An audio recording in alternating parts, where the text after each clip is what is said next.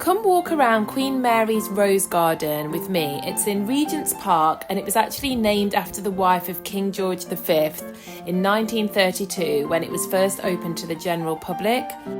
This park is actually home to London's largest collection of roses with approximately 12,000 planted in the grounds, and there's 85 single different varieties.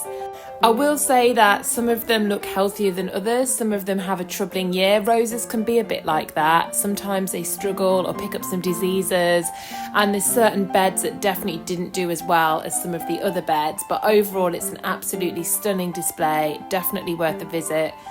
So this particular rose variety was absolutely my favourite. It's called Rock and Roll. They all have little name tags on so you can see what's what. And this was actually created by an American rose breeder called Tom Cariff in 2006. And it's got these red and white stripes on it. And what I love about it so much is that every one is so different and so unique in the pattern that it has. So back in the day, these rose gardens were a means of socialisation, whereas now we might go to the pub or the theatre or a restaurant. Back in the day, this was where people would dress up, put on their finest clothes and meet up. They would also often hold fetes and music events here for people to gather and get to know one another.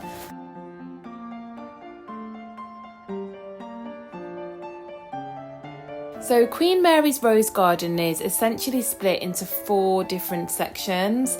The circular rose garden was the original garden and it's predominantly filled with pink and white roses. Then you have the Triton borders or the Victorian jungle beds where they had some more flamboyant colours. There's also the sausage border, called so because of its shape, and then you have the Mediterranean garden. The best time to visit Queen Mary's Rose Garden is late May to early June if you want to see as many of the roses out in bloom as possible. If you're coming by tube, then it's about an 8 to 10 minute walk from either Great Portland Street, Baker Street or Regent's Park tube stations.